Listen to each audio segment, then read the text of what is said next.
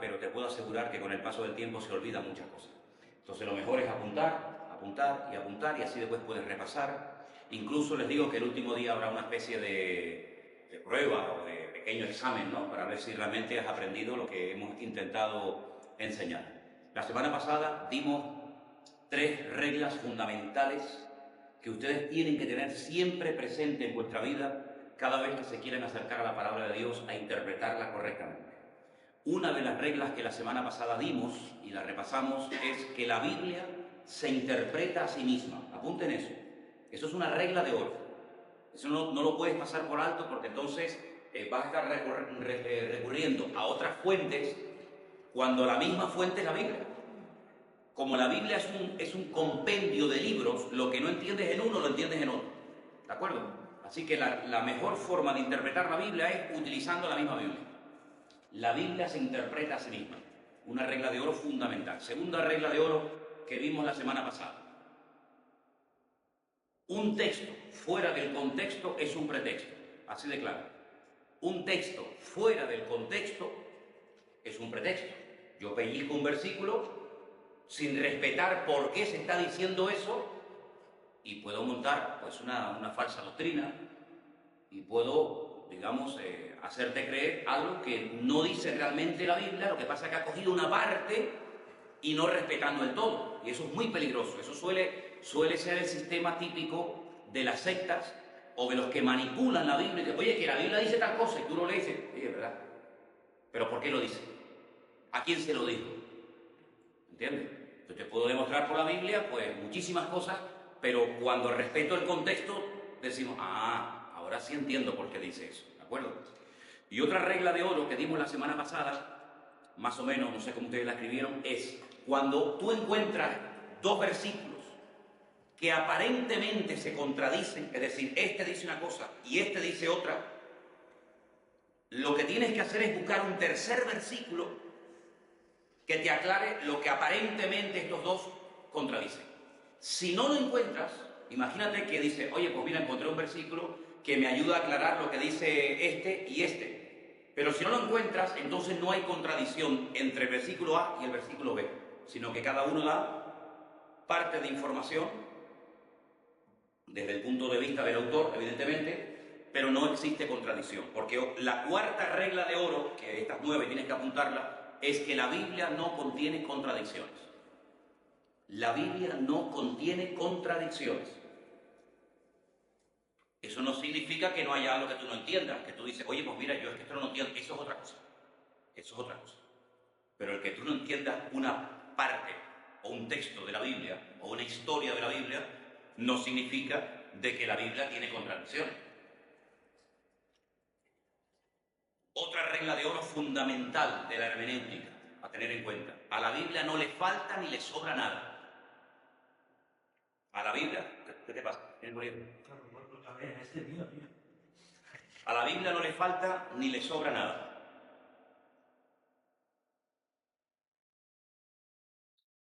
Y aunque parezca mentira lo que te voy a decir, es muy importante tener en cuenta no solamente lo que la Biblia dice, sino también lo que la Biblia omite.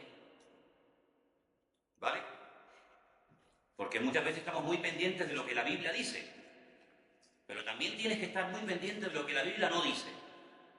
Bueno, y si la Biblia no dice nada sobre este tema, pues ya está, pues no te compliques la Biblia. Bastante tienes con lo que dice. Oye, es que la Biblia no dice nada sobre tal cosa. Pues debe ser que al Señor no le interesaba que perdieras el tiempo con eso. Invierte tu tiempo y tus horas de estudio en lo que dice, y lo que no dice, déjalo. ¿De acuerdo? Ahora, antes de entrar en el texto que la semana pasada yo les dije que teníais que leer para analizarlo hoy entre todos, según estas reglas que tenemos aquí, todos tienen este papelito, ¿verdad? Ok. Esto es algo que tú deberías, si no aprendértelo de memoria, por lo menos respetar. Hacemos un breve repaso de lo que vimos la semana pasada en este papel. Buscar el significado del texto, el significado único. Si la Biblia, por ejemplo,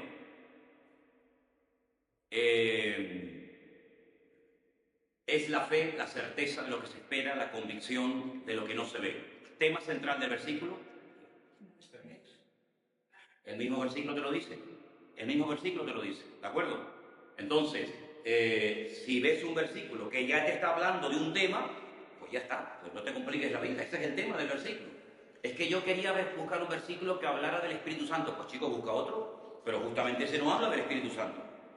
Hay autores a veces de libros cristianos o predicadores, que quieren interpretar y que quieren ver lo que el texto no dice. Por ejemplo, una vez escuché a un predicador que hablaba de la parábola del buen samaritano. ¿Cuál es el objetivo de la parábola del buen samaritano? ¿A qué apunta esa parábola? Misericordia. Misericordia, el amor al prójimo, ya está. Bueno, empezó a hablar de la cabalgadura que representa no sé qué, del mesón que representa no sé cuánto. Vamos a ver, céntrate en lo que dice la historia bíblica y no estés buscando interpretaciones o aplicaciones que la Biblia no le da. Eso es querer meter la Biblia con calzador donde no aparece, ¿de acuerdo? Entonces, las palabras claves del texto son fundamentales. El contexto, ya lo hemos dicho, lee siempre lo anterior y lo posterior, lo anterior y lo posterior. Ahora les voy a poner un ejemplo para que veáis cómo se puede manipular la Biblia y además te vas a dar cuenta muy fácilmente. El tiempo de los verbos es muy importante, muy importante. Presente, pasado, futuro, si es algo que ya pasó, que va a pasar, que está pasando, a quién se le dijo, cuándo, dónde, por qué, el propósito, la ocasión, el tema, el escenario, la estructura del libro. ¿A qué me refiero con la estructura del libro? Hombre, pues no es lo mismo acercarte a la Biblia a través del libro Apocalipsis que a través del Evangelio según San Juan. ¿Vale? Ya la estructura, a lo que apunta el libro del Apocalipsis, es más que nada un tema profético. ¿Vale? Entonces tienes que tener en cuenta que el lenguaje del libro, pues es un lenguaje típico del mundo de las profecías, de las escatologías, ¿verdad? Que después en estas clases vamos a explicar un poquito el significado de algunos números, colores, animales, para que cuando te los encuentres en otro libro, sepas de lo que estás tratando. Lo bueno de la Biblia, ¿sabes? Lo bueno de la Biblia, que tú, por ejemplo, cuando sabes interpretar una cosa en el libro de Apocalipsis que tiene que ver con algo profético, si te vas a otro libro que habla también de profecía, eso también representa lo mismo. Por ejemplo, un león con alas, por poner un ejemplo. Un león con alas. ¿Dónde aparece por primera vez en la Biblia un león con alas? En el libro de Daniel. ¿Qué representa un león con alas? El imperio de Babilonia. Cuando tú te vas al libro de Apocalipsis, te encuentras otra vez a un león con alas. Y tú dices, uy, pero si este es el mismo de Daniel. Claro, es lo mismo. Tú te encuentras en el libro de Daniel un leopardo con 4 cabezas. Y ese animal, que no existe, simplemente algo para ilustrar la división del reino de Grecia cuando se dividió, pues representa a Grecia. Si tú te encuentras otra vez en cualquier otra parte de la Biblia a un leopardo con 4 cabezas, te está hablando de Grecia. ¿Me explico? Entonces, lo bueno es que cuando tú sabes interpretar ciertas y determinadas cosas, en otro libro es como los sueños. Cuando tú tengas algún sueño y creas que el sueño que tú has tenido puede ser de Dios, vete a la Biblia a ver lo que has soñado, qué significa. ¿Qué interpretación le dieron en la Biblia al agua, a la sangre, a los animales? Porque eso es lo que significa, no tiene otra aplicación, ¿de acuerdo? Entonces, es muy importante también entender por qué se dijo eso en ese momento. Ahora lo vamos a ver, porque lo que ustedes estudiaron durante la semana fue el Concilio de Jerusalén. Yo os voy a hacer preguntas para ver si lo que se decidió allí tiene pleno vigor hoy en día o no. Si se puede transportar el mensaje, la conclusión de lo que se dijo allí a hoy en día. No podemos sacar las cosas de su contexto. Por ejemplo, el otro día cuando yo hablé en la iglesia de que Abraham le dijo a Eliezer que fuera a buscar a una novia para su hijo, pues hicieron un juramento, hicieron algo que hoy en día no tiene ningún sentido hacerlo, pero que en aquellos tiempos sí tenía. Entonces hay cosas que hoy en día tienen otra connotación completamente diferente. Pero tú no tienes que interpretar la Biblia con la mentalidad del siglo XXI, ni como un europeo, sino tú tienes que meterte en el contexto y en el tiempo histórico de la Biblia, porque lo que significa hoy una cosa, en aquel tiempo significaba otra. ¿Te das cuenta? Por ejemplo, hoy en día, no sé, que una mujer le diga, hola hermano, ¿qué tal? ¿Cómo estás? Eso no pasa nada. Pero en aquellos tiempos, el que una mujer, incluso estando inmunda, tocara a un hombre en público, pues era ya suficiente como para que te cayeran a pedradas encima. Entonces, no puedes interpretar la Biblia según tu concepto occidental del siglo XXI, sino respetando el contexto del tiempo. Después dice aquí, buscar las enseñanzas en los textos paralelos. ¿Se acuerdan lo que dijimos con eso, no? Si esto que estoy leyendo también lo cuenta otro libro, pues léelo en otro libro. porque vas a tener información más para entender. Aquí en el punto número 8 están lo que llamamos las dispensaciones, que son inocencia, conciencia, gobierno humano, promesa, ley, gracia y reino. No reino, sino reino. Alguien se le ocurrió hace mucho tiempo dividir la historia de la humanidad en periodos, que se llaman dispensaciones. Entonces, ¿cómo trató Dios con Abraham? Completamente diferente a como Dios trató con Adán y Eva. ¿Cómo trató con Moisés? Completamente diferente a como trata con nosotros hoy en día. ¿Por qué? Porque aunque Dios es el mismo, los tiempos han cambiado. La información que tiene hoy en día el creyente no es la información que tenían los creyentes hace 1000 años, por lo tanto la forma como Dios trata hoy en día contigo y conmigo probablemente es muy distinta a la forma como Dios trataba con Adán y Eva, que no tenían Biblia, ni pastor, ni iglesia, ni nada por el estilo. ¿De acuerdo? El trasfondo histórico. Es muy importante a veces cuando lees un pasaje de la Biblia situarte en las costumbres, en la historia, en la geografía del lugar. Por eso yo creo que una de las grandes ventajas de poder viajar a Israel es ver sobre el terreno la geografía bíblica. Porque aprender geografía de un país con un libro, hombre, no digo que esté mal, pero si yo te digo, oye, ¿Tacoronte dónde está? ¿Para allá o para acá? ¿El Teide dónde está? ¿En esta punta o en la punta de algo, la punta de Teno? ¿Verdad? Que al vivir aquí ya te sitúas, aunque no hayas estudiado geografía de Canarias, pero ya por vivir aquí ya te sitúas. Bueno, pues es muy importante conocer la geografía bíblica, los viajes de Pablo, los viajes de Abraham, cuando las 12 tribus fueron a Egipto, situarte en el contexto histórico. Género literario, hoy vamos a ver algunas cositas interesantes. ¿Qué es esto que estoy leyendo? Una poesía, una parábola, una promesa. Intención del autor, muy importante. El punto número 12, ¿está hablando en singular o en plural? ¿Esto es para todo o era para esa persona en particular? Por eso lo dice el 13. Y finalmente, pregúntale cosas al texto cuando lo estés estudiando, pregúntale. Si es un pecado, si es un ejemplo a seguir o no seguir, es una orden, una oración, una verdad, a creer, es un consejo. Esta lista te va a ayudar muchísimo. Es una lista base para poder interpretar los textos bíblicos. Quiero que apunten en esta tarde lo siguiente. Cuando ustedes estudian hermenéutica, hay varias formas de estudiar esta asignatura. Apunta, por el sistema racionalista, yo voy a explicar ahora qué es todo eso, pero tú apunta, el método o el sistema racionalista, el método o sistema alegórico, el método dogmático,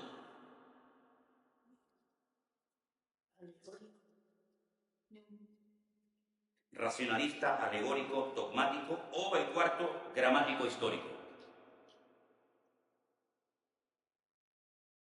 Racionalista es el primero. Significa que cuando leo algo, lo voy a someter todo a mi propio juicio particular. Hay gente que lee las 10 plagas de Egipto y dice, no, vamos a ver, eso no fueron milagros. Lo que pasa es que río arriba hubo un desprendimiento de tierra y entonces ellos creyeron que el mar se partió o que el río Jordán se secó, pero no, es que hubo un desprendimiento de tierra y entonces, bueno, se quedó un charquito de agua y ellos pasaron y tal y cual, ¿sí? Y se van a ahogar miles y miles de soldados y caballos en un charquito de agua, ¿no? Sí, es tratar siempre de darle una aplicación racional. Si no me entra en la cabeza, no lo acepto.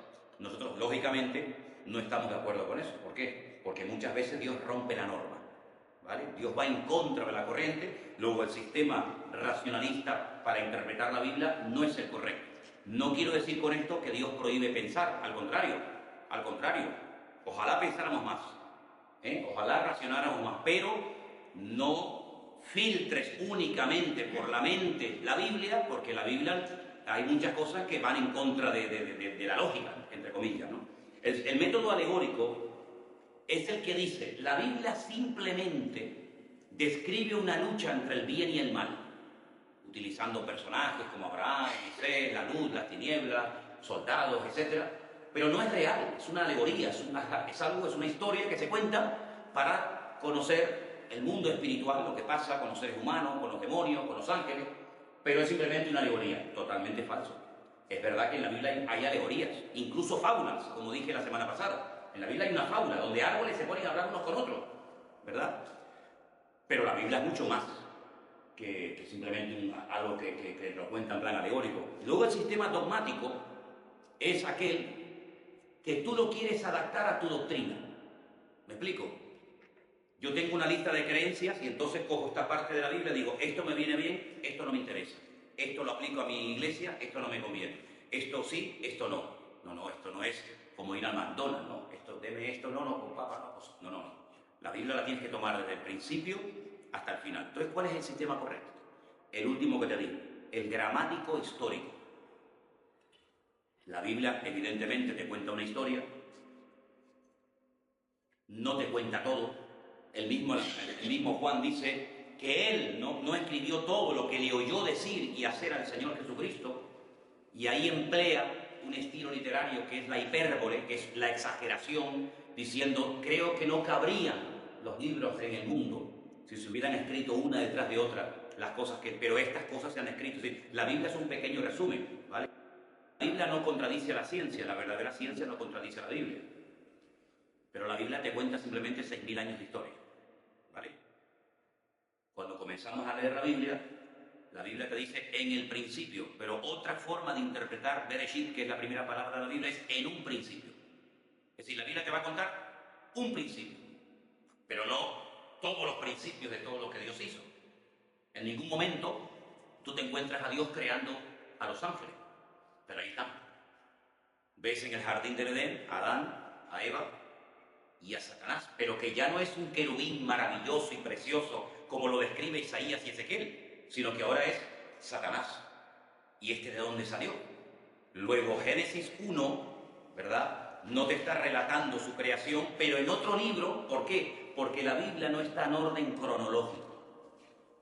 Y eso es algo que tú tienes que entender. Generalmente cuando tú compras un libro, tú empiezas a leerlo desde el principio, y está bien. Pero la Biblia, repito, no está en orden cronológico. Hay cosas que ocurrieron después de Génesis, pero como se puso al principio el libro del Génesis, por ejemplo, el libro de Job, la historia de Job es mucho más antigua que la historia de Abraham o que la historia de Moisés. Pero entonces, ¿por qué no ponen a Job al principio si lo ponen casi por la mitad? Bueno, pues porque eso no tiene nada que ver con... Eso es la distribución que se le dio a los libros. ¿Por qué? Porque nosotros tenemos el Antiguo Testamento y el Nuevo Testamento. El Antiguo Testamento, que en el idioma original se llama Tanaj, nunca se habla de Antiguo Testamento. Tanaj es la combinación de lo que se llama en hebreo la Torá, que son los primeros 5 libros que tenemos en la Biblia, los Nevi'im, que son todos los profetas, hay un montón de profetas en el Antiguo Testamento, y los Ketubim, y con esas 3 palabras se coge la primera letra y se forma la palabra Tanaj. ¿Qué es la Tanaj? Pues todo el Antiguo Testamento, que es el mismo que tenemos nosotros, exactamente igual. El Nuevo Testamento, digamos, en el texto original de hebreo, no aparece. El Nuevo Testamento es posterior a Cristo. El Antiguo Testamento es anterior al Señor Jesucristo. Entonces, no es lo mismo interpretar lo que dice la Biblia antes de Cristo que lo que dice la Biblia después de Cristo, ¿vale? Pero tienes que saber situarte. Ahora, una de las cosas que ustedes tienen que reconocer es que la Biblia no está escrita en un solo estilo literario. No está escrita en un solo estilo, sino que hay montones. Y yo les voy a dar algunos para que ustedes, cuando los encuentren, de hecho vamos a buscar ahora algunos, sepan reconocerlos. Por ejemplo, apunten, símil. El símil, con este. Símil, así como suena, símil.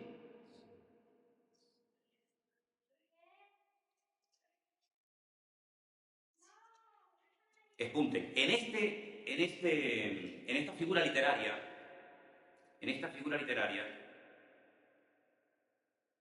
suelen aparecer 3 adverbios, que son como, así y semejante.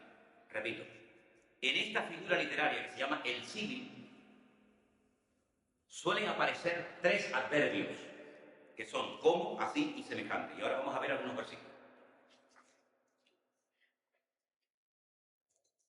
Vamos a Priscila, búscame Génesis, estos versículos apúntenlos. Génesis 13:16, Matías, Isaías 1:8. Yo los repito, no se preocupen. Mateo 13:31, y Mateo 23, 37. Repito. Génesis 13, 16. Isaías 1, 8. Mateo 13, 31. Y Mateo 23, 37. En esos versículos, hay cientos, tienes que descubrir el símil. Vamos a leerlo. El primer versículo, Génesis 13, 16. Escuchen. Priscila. Y haré tu descendencia como el polvo de la tierra, de manera que si alguien puede contar el polvo de la tierra, también tu descendencia podrá contar. Haré tu descendencia como. Eso es un símil. Quiere decir, si interpretamos literalmente el versículo, que los hijos de Abraham serían polvo. No. ¿Por qué dice haré tu descendencia como el polvo de la tierra? ¿A qué se refiere? En cantidad. Claro, el polvo, la arena del desierto, coges un puñado y no eres capaz ni de contar un pequeño puñado. Es decir, que recurre al símil del polvo del desierto o la arena del desierto para que Abraham se haga una idea que va a ser una descendencia incontable, tremendamente numerosa. Eso es un símil, ¿de acuerdo? Si lo interpretas de otra manera, estás diciendo una auténtica barbaridad. Entonces te das cuenta cómo aparece el adverbio haré tu descendencia como. Bien. Isaías 1:8. Y queda la hija de Sión como enramada en viña y como cabaña en melonar, como ciudad asolada. ¿Ves? Otra vez, léelo fuerte. Y queda la hija de Sión como enramada en viña y como cabaña en melonar, como ciudad asolada. Isaías 1:8. Está hablando de la hija de Sión. ¿Quién es la hija de Sión? Y Jerusalén. Entonces, Jerusalén va a quedar como y compara una serie de cosas con Jerusalén en ese momento de la historia. Eso es un símil. Cuando se compara algo conocido para que el autor sepa lo que le va a pasar a esa persona, a ese lugar, a esa familia o a ese pueblo. ¿De acuerdo? Es como, así, semejante, etc. Mateo 13, 31. ¿Quién lo tiene? Venga, Margarita. Otra parábola le refirió diciendo: el reino de los cielos es semejante al grano de mostaza, que un hombre tomó y sembró en un campo. Es semejante. Sí, eso es muy típico de las parábolas. Es decir, es poner un ejemplo, ¿vale? Es como un grano de mostaza. Pero, hombre, no puedes interpretar literalmente, sino simplemente es un ejemplo para que te des cuenta a qué se parece el reino de los cielos. Y tenemos finalmente Mateo 23, 37. ¿Quién lo tiene? Venga. Jerusalén, Jerusalén, que matas a los profetas y apedreas a los que te son enviados. ¿Cuántas veces quise juntar a tus hijos como la gallina junta sus polluelos debajo de sus alas y no quisiste? ¿A qué compara Jesús el deseo de unir a los hijos de Dios a Jerusalén? ¿A qué los compara? A la gallina cuando junta los polluelos. Entonces, hombre, queda bien claro que lo que pretende el Señor es apuntar a la unidad. Yo quise juntar a mis hijos como la gallina junta a sus polluelos, pero ustedes no quisieron. ¿De acuerdo? Eso es un símil. Esa figura literaria aparece muchísimo en la Biblia, muchísimo. ¿Por qué? Porque la gente que está oyendo el mensaje, o los futuros oyentes que van a oír el mensaje, tienen que saber por dónde van los tiros. Y cuando se emplea esta figura literaria, que es el símil, pues más o menos te haces una idea de lo que quiso decir el autor, el profeta, el rey o el señor o quien fuera. ¿De acuerdo? Bien, tenemos otra figura literaria que es la metáfora. Apunte, la metáfora.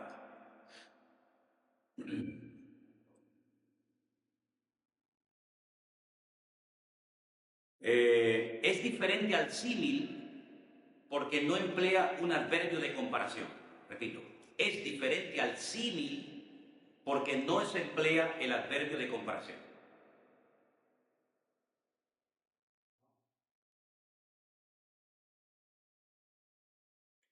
Un versículo que lo vais a entender perfectamente. Os vais a dar cuenta que no aparecen los tres adverbios anteriores, que era semejante, como y así. Miren esta palabra: vosotros sois la luz del mundo. ¿Lo interpretamos literalmente?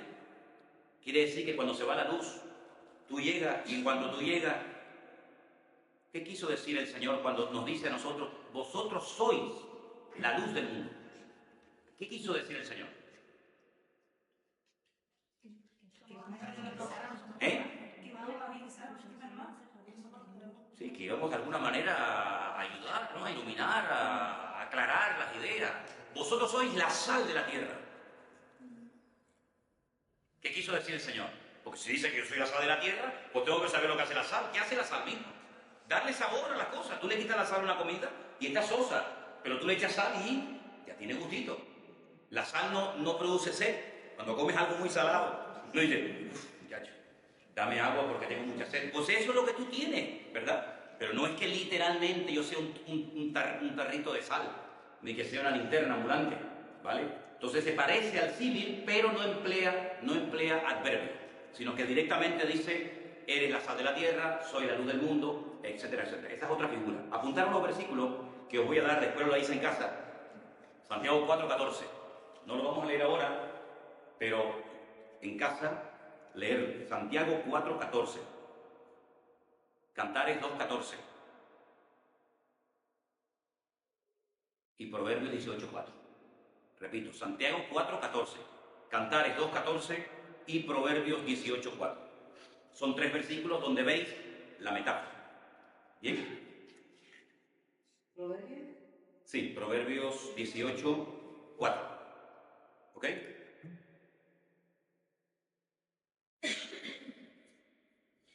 Hay una figura literaria que es muy importante, se llama el tipo. Apunten, el tipo. Y apunten un poquito lo que les voy a decir.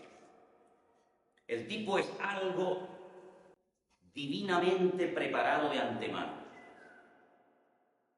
El tipo es algo divinamente preparado de antemano para representar una realidad espiritual futura. El tipo es algo divinamente preparado de antemano para representar una realidad espiritual futura. Sigan. Puede ser una persona, un lugar, un objeto, un oficio, una institución o un suceso. Repito, el tipo puede ser una persona, un lugar, un objeto, un oficio, una institución o un suceso.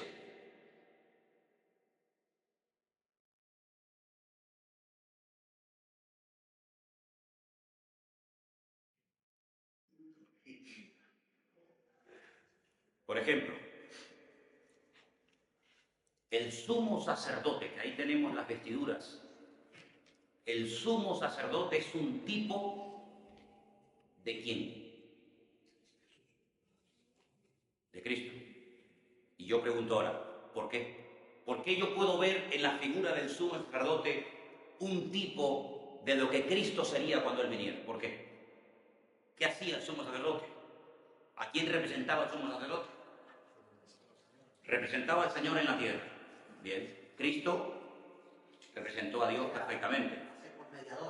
Era el que intercedía entre el pueblo y Dios. Cristo dice que es el único mediador entre Dios y los hombres. ¿Qué más? Tenía que mantenerse santo. La santidad, la pureza del sumo sacerdote tenía que ser a prueba de bombas. Cristo fue el varón perfecto, nunca pecó de ninguna manera, ni con el pensamiento, ni con las acciones, ni con las palabras, ¿vale? Entonces, el tipo es algo que a ti te enseña a ver, a ti te enseña mentalmente a reconocer de antemano la realidad futura. Entonces, en cierto sentido, como dijo el apóstol Pablo, todo lo que ocurrió en el Antiguo Testamento era una forma de preparar mentalmente al pueblo de Israel para que cuando apareciera el verdadero dijeran, este es. Los corderos, los animales que se sacrificaban en el Antiguo Testamento, ¿quitaban los pecados? No. La Biblia dice categóricamente que la sangre de los animales no pueden perdonar pecados. Entonces, ¿para qué los mataban? Porque era una forma de, primero, demostrarle al pueblo que sin derramamiento de sangre no hay perdón de pecado. Segundo, que todos somos pecadores y necesitamos que alguien muera por nosotros. Pero cuando apareció el Señor Jesucristo, Juan el Bautista dijo: este es el Cordero de Dios que quita el pecado del mundo. Luego, todo lo que hemos hecho durante siglos y siglos y generaciones nos ha estado preparando y preparando y preparando mentalmente, y ha estado apuntando ¿a quién? ¿A Cristo? Entonces, como el tipo es algo repetitivo, va preparando de antemano a la persona para que cuando aparezca el antitipo, digamos que el sumo sacerdote es el tipo de Cristo y Cristo es el antitipo del tipo. ¿Me explico? Entonces, la liberación del pueblo de Israel de Egipto, mira que se dice eso en el Antiguo Testamento, y cuando sacó con mano poderosa y humilló al faraón, ¿eso qué representa? ¿Qué tipifica? Nuestra liberación del pecado. Así como el Señor sacó de la esclavitud a un pueblo y lo llevó a la tierra prometida, Cristo a nosotros nos ha sacado del pecado y nos lleva a la presencia del Padre, ni más ni menos. ¿Te das cuenta? Entonces, todos los tipos en el Antiguo Testamento, claro, los tipos lógicamente están en el Antiguo Testamento, no tiene ningún sentido que estuvieran en el Nuevo. Si estuvieran en el Nuevo todavía faltaría el cumplimiento. Toda esta figura literaria del Antiguo Testamento, el tipo, apunta siempre a algo en el futuro que se cumplió fundamentalmente en la figura de Cristo. Por ejemplo, el arca de Noé es un tipo de ¿qué? En el arca la gente se salvaba. Imposible, en el arca se salvaba. Eso tiene que tipificar algo. ¿A qué? ¿A Cristo? El que está en Cristo pasará por luchas, por pruebas y por dificultades, pero no muere. Noé estaba dentro del arca de Noé, dentro del arca, vaya, y no se ahogó, no murió. Luego, el arca es un tipo de la salvación que encontraríamos en Cristo. Tú entrabas al tabernáculo y veías el famoso menorá. Es verdad, era algo literal, pero siempre hay que ver más allá de lo que ves a simple vista. La menorá, el candelabro ese gigante, iluminaba a la gente que entraba allí, pero Jesús dijo: yo soy la luz del mundo. Luego, esto es un botón de muestra de lo que yo sería, o de lo que el Señor sería el día de mañana. Cuando entrabas al tabernáculo, en la mano derecha, te encontrabas una mesa llena de panes, que eran los panes que comían los sacerdotes. Jesús dijo: yo soy el pan de vida. Entonces, cuando comían ese pan, pues psicológicamente el Señor lo estaba preparando para todo lo que vendría en la figura de Cristo. ¿Te das cuenta? Entonces, es muy importante reconocer esos tipos, ¿verdad? Es como, por ejemplo, cuando la sangre en el Antiguo Testamento, ¿de qué es tipo? Pues de la sangre de Cristo. Y tantas cosas, ¿no? Entonces, voy a darles algunos versículos para que los vean. Por ejemplo, Romanos 5:14. Romanos 5:14. Josué 1:15. Vamos a leer esos dos versículos un momentito, por favor. Romanos 5:14 y Josué 1:15.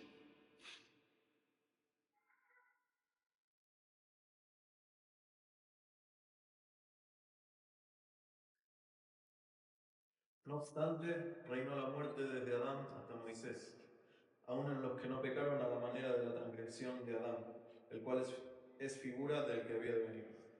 El cual es figura del que había de venir. Por eso Pablo, que es un experto en darle aplicación a los tipos del Antiguo Testamento, él dice que así como hubo un primer Adán que llevó a la raza humana a la ruina, ¿verdad? Y por ese primer Adán vino la muerte, porque entró la desobediencia.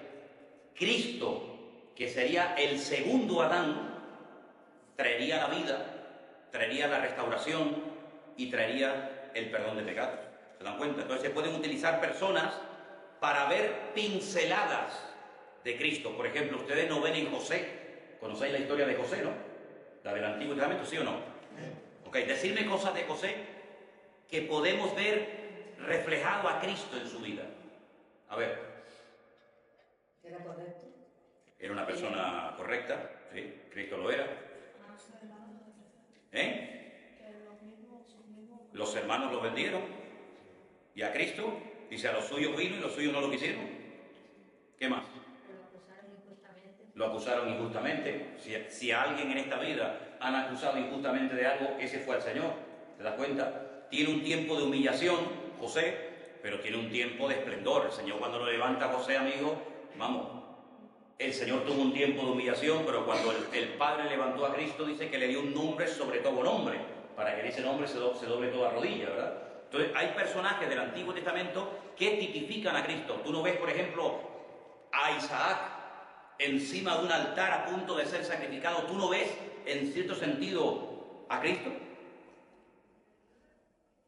Pero después, sin embargo, como ningún ser humano podía morir por otro ser humano, Abraham tuvo que coger un carnero, quitar al hijo del altar y ponerle el carnero encima y sacrificarlo en su lugar. Entonces hay muchísimas cosas del Antiguo Testamento que todas apuntan hacia el Señor Jesucristo, ¿de acuerdo? Entonces digamos que el tipo apunta a una realidad futura y el antitipo es la realidad misma, ¿de acuerdo? Bien, hay otra figura literaria que quiero que la apunten, y es la siguiente, se llama apóstrofe, todo junto, así como suena, apóstrofe. Apunte, cuando las palabras van dirigidas a una persona ausente o muerta.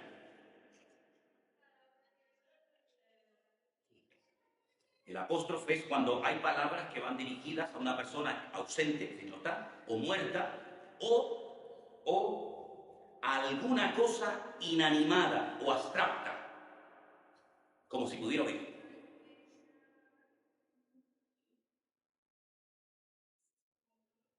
Repito, cuando las palabras van dirigidas a una persona ausente o muerta, a alguna cosa inanimada o abstracta, eso es un apóstrofe.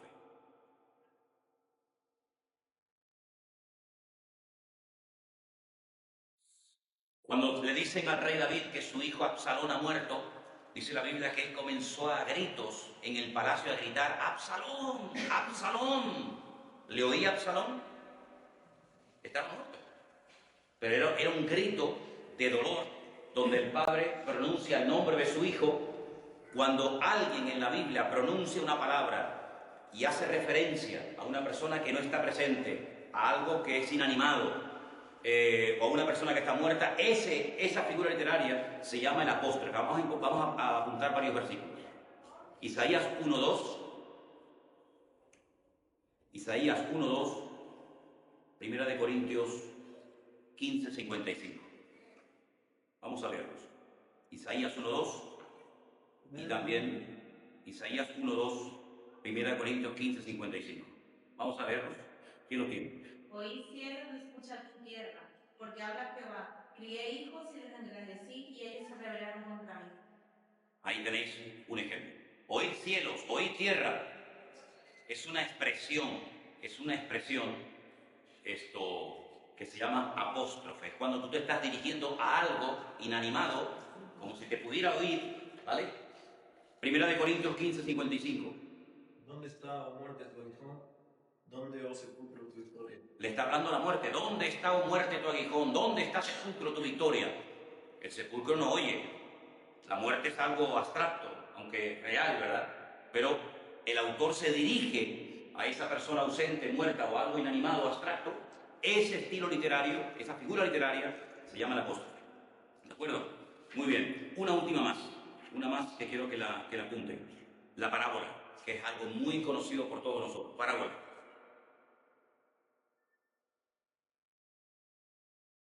Algo que tienen que tener muy en cuenta. En las parábolas nunca se usan nombres propios.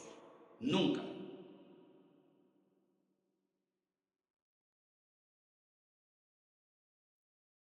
Es semejante al símil, pero más extenso. Es semejante al símil, porque también aparece el adjetivo semejante, pero es más extenso, ya que compone una narración. digamos que es tomar algo conocido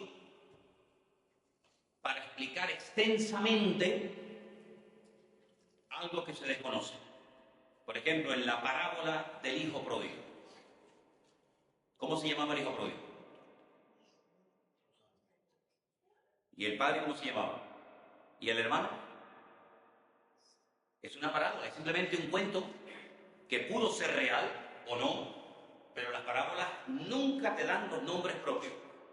Luego, cuando Jesús explica la historia del rico y Lázaro, no es una parábola, porque dice que el rico, no dice el nombre del rico, pero sí dice el nombre del pobre, que se llamaba Lázaro, que no tiene nada que ver con el otro Lázaro, hermano de María y de Marta. Luego, esa no es una parábola, es una historia real, porque ¿cómo se diferencia una parábola, que es una historia irreal, con una aplicación, de una historia real?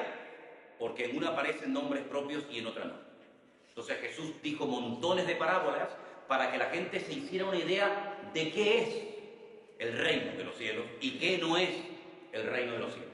¿De acuerdo? Bien, ¿alguna pregunta sobre las figuras literarias que estamos viendo en esta noche? Hay un montón, hay montones. La semana que viene vamos a ver las alegorías, las fábulas, adivinanzas, enigmas, porque en la Biblia también hay adivinanzas. ¿Alguien recuerda alguna? ¿Alguien que propuso una adivinanza? ¿Eh? Sí, tú cuando hablas fuerte, que yo tengo el oído un poco... Sansón. Sansón dio una adivinanza y saber quién sabe esta adivinanza. Y se la respondieron, pero después te acuerdas lo que dijo, ¿no? Ay, si no hubieran arado con mi novilla, no hubieran aprendido esto. ¿Por qué? Porque ella se chivó y le dijo lo que significaba, ¿no? Ok, entonces hay montones de figuras literarias en la Biblia, pero ahora vamos al pasaje que la semana pasada les pedí que ustedes leyeran, que era Hechos, capítulo 15. La Biblia mía la tenía por ahí. Ahí está.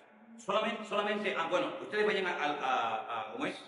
A Hechos capítulo 15. Solamente les voy a demostrar cómo se puede hacer una doctrina si pellizcamos. Busquen Hechos 15. Pero quiero que también, un momentito, nada más un segundo, para que veáis cuando no se respeta el contexto, la barbaridad que se puede decir. Primera de Corintios capítulo 14. Primera de Corintios capítulo 14. Todo el capítulo 14 de Primera de Corintios es un capítulo que habla acerca de cómo se debe de utilizar dos dones. Bueno, realmente menciona tres, ¿no?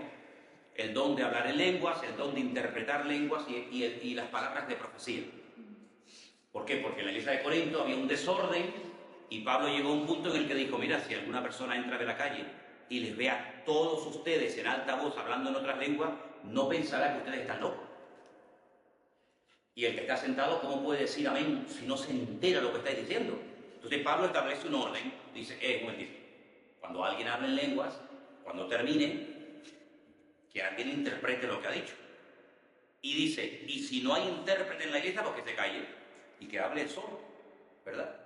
Entonces está estableciendo un orden, pero fijaros, si no respetamos todo el contexto del capítulo 14, leemos el 39, que dice, aquí en esta versión dice, así que hermanos míos, anhelen vehementemente profetizar y no impidáis hablar en lenguas. ¿Qué dice ahí en vuestras Biblias?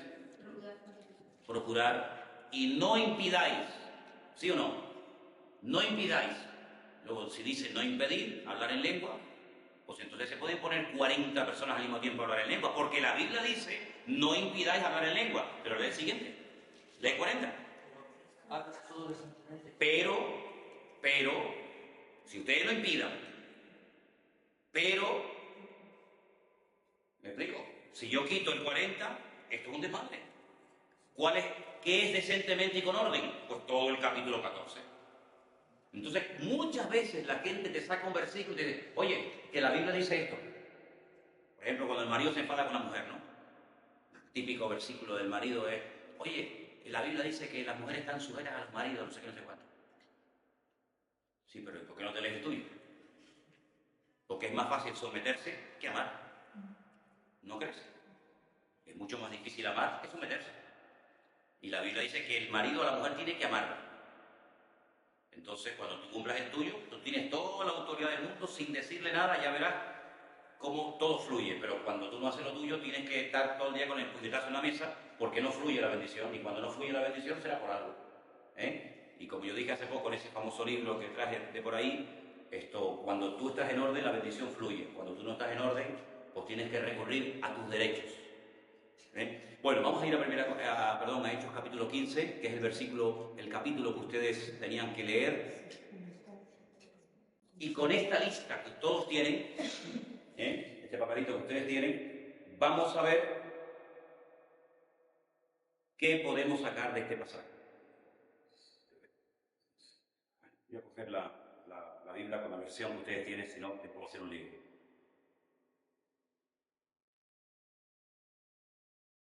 Dice, entonces algunos, ¿estáis? Algunos que venían de Judea enseñaban a los hermanos, si no os circuncidáis conforme al rito de Moisés, ¿qué? No podéis ser salvos. Es decir, que el follón empezó por esta enseñanza que algunos traían de Judea. Bien, ¿estáis de acuerdo vosotros con esto que decían esta gente? Si estáis de acuerdo con esta declaración de esta gente que enseñaba a la iglesia que si no se circuncidaban no podían ser salvos. Después de Cristo, una salvo por gracia. Después de Cristo, una salvo por gracia. Que no estamos de acuerdo. ¿No estáis de acuerdo? Porque si Dios nos salvó gratis, como pone ahí. Bueno, vamos a seguir leyendo entonces. Versículo 2.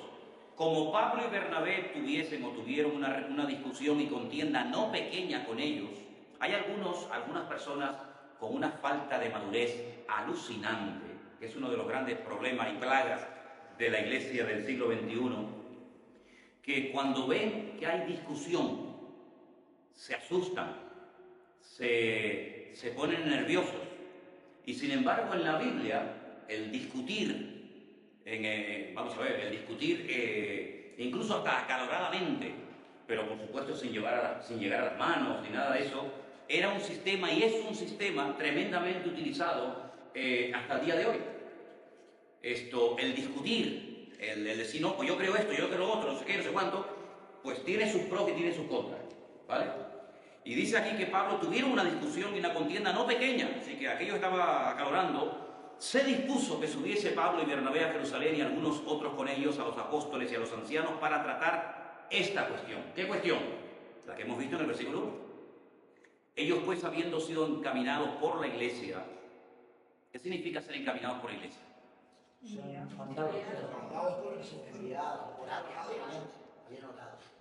No, vamos a ver. Orado, aquí la palabra orar no aparece. Encaminados por la iglesia. Enviados por la iglesia. Es decir, que para ir a esta reunión que se iba a celebrar en Jerusalén, Pablo y Bernabé no podían decir, pues vamos. ¿Sí o no? ¿Sí o no? No podían decirme, yo me voy a Jerusalén y no me momentito, ¿a ti quién te manda? Entonces, si Pablo y Bernabé, que eran dos pedazos de hombres de Dios, tienen que ser enviados por la iglesia, porque aquí nadie va por libre. Si Pablo y Bernabé, que ya son apóstoles y ya son mi madre dentro de algo tremendo, si esta gente tiene que ser encaminados por la iglesia, pues aquí hay una enseñanza muy importante para nosotros hoy en día, ¿no les parece? Porque no es lo mismo ir por libre que me mande a la iglesia. ¿No les parece? Bien. Van encaminados por la iglesia. Pasan por Fenicia, pasan por Samaria y van contando la conversión de los gentiles. ¿Quiénes son los gentiles? Los que no son judíos. Los judíos no son gentiles. Y los gentiles no son judíos. Sí, gentiles es una cosa y judíos otra. ¿Y cristianos? Los que ya creyeron. ¿Pero los gentiles creen o no creen? Bueno, estaban a punto ya de recibir la palabra y creer. Ok, aquí tenemos tres grupos, judíos, gentiles y cristianos. ¿Los judíos creen o no creen? ¿Los gentiles en quiénes creen? ¿Y los creyentes? Ya creyeron. Entonces, para ser cristiano, ¿tengo que dejar de ser gentil y judío?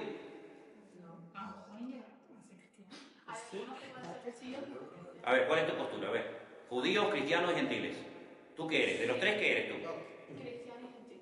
Cristiano y gentil. A ver, explícalo. Porque me parece que, o sea, un judío puede llegar a ser cristiano, porque puede creer en Jesús ya después por la gracia, con todo lo que pasó con tanto por la ley. Y un gentil, que somos los que no son judíos, pues son cristianos ya que creyeron en Jesús después que vino por la gracia. Oye, coge la Biblia del suelo si no te importa. Mira, pero un judío que se convierte deja de ser judío. No, sí, los judíos sí, yo lo que hacen Es decir, si yo soy judío, yo me convierto, yo sigo siendo judío, sí. Es como decir canario, ¿no? Por decirlo, español, ¿no? Yo me convierto. Ah, no, tienes que dejar de ser español. Pero esto que es cuestión de nacionalidad. Es cuestión de creencia. De ¿Jesucristo qué era? ¿Judío, gentil o cristiano? Judío. Era judío. Y era cristiano.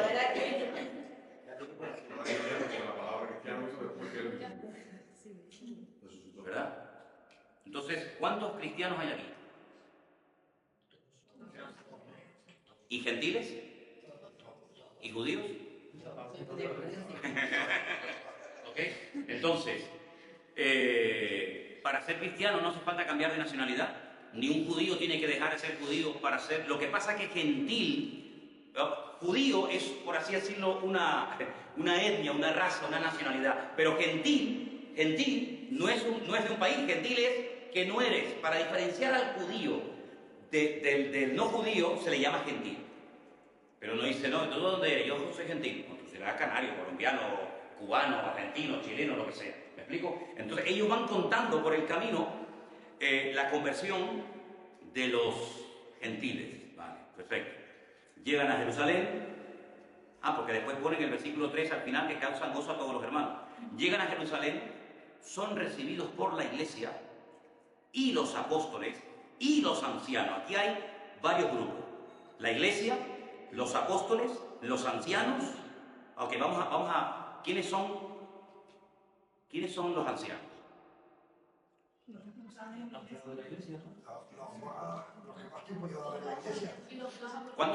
¿Cuántos años tiene que tener una persona para ser considerada anciana?